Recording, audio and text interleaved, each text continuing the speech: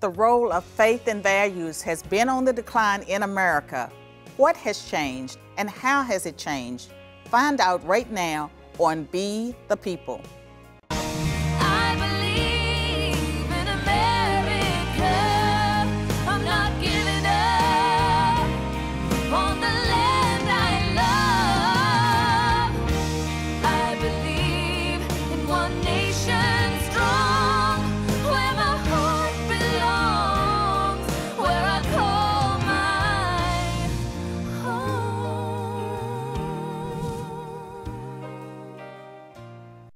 Greetings from Nashville, Tennessee. I'm Carol Swain, and this is Be the People, a weekly half-hour show dedicated to the social, moral, and cultural issues of today. In this show, we examine the changes in the roles faith and values play in our daily lives. What is faith, and where does it come from? Do we need it in our everyday lives? The Oxford Dictionary defines faith as complete trust or confidence in someone or something, as a strong belief in the doctrines of a religion based on spiritual conviction rather than proof. Closely related to faith are values. Values are defined as principles or standards of behavior, one's judgment of what is important in life. Joining me are Father John Sims Baker, who was the chaplain at Vanderbilt Catholic before that group left campus.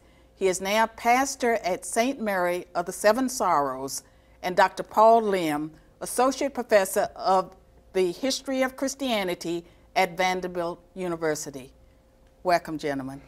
Thank you, Carol. Thank you. It's a pleasure to have you on the show.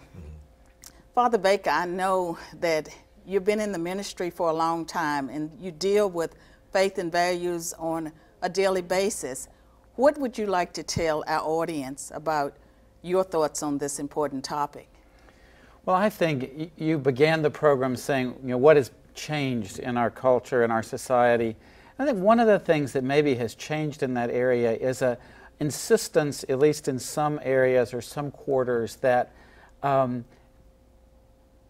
conversation or actions based on our faith or our values are all right in a purely private sphere.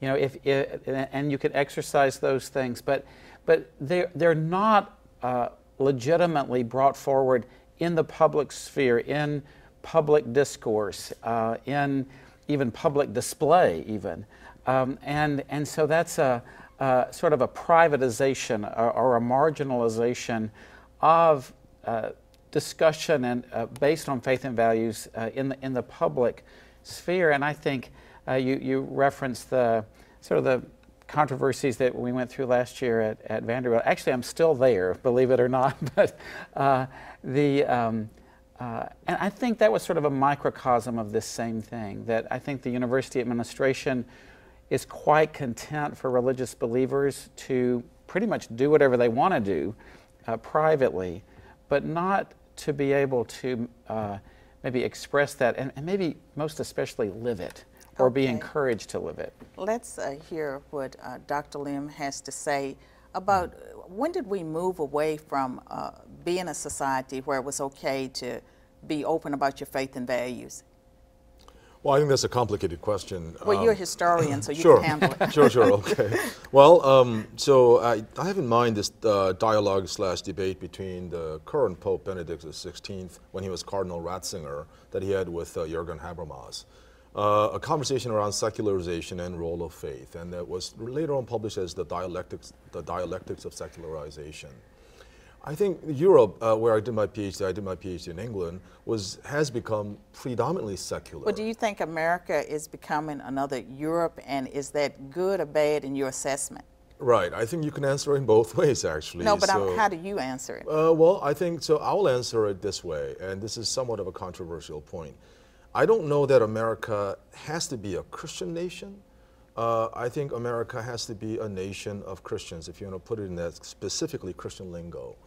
I think when we talk about faith, as you defined it, I mean, as the Oxford English Dictionary defines it, it's a strong belief in the existence or complete trust in something or someone. Right, doesn't have to be God. No, it doesn't have to be God. It could Yeah. be, I mean, you know, remember that song by George Michael? It's a song called Gotta Have Faith, right? And so Right, and atheists have faith in oh, absolutely. what The new atheists have their own faith convictions because they believe in a total system that works for them and is meaningful for them. So I think if we talk about faith and values in decline, I'm not sure that I actually am in complete agreement with that statement because there are other faith expressions that have been on the incline. So I think what we are witnessing is a sort of a microcosmic kind of a titanic clash of our worldviews, what we deem to be important, what can be spoken about in public sphere. Right. And that has certainly come under and fire. we certainly know, Father Baker, that for at least this time period, Christians, it's very unpopular to be an open Christian in America.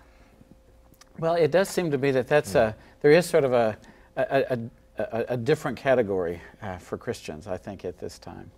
And I don't know exactly how we turn that around because it seems to me that Christians are really confused. They have an identity crisis and they sort of cower and sort of shirk away when there's any kind of conflict, and so they always seem to lose the battle. But we know that part of that battle can be fought in the prayer closet.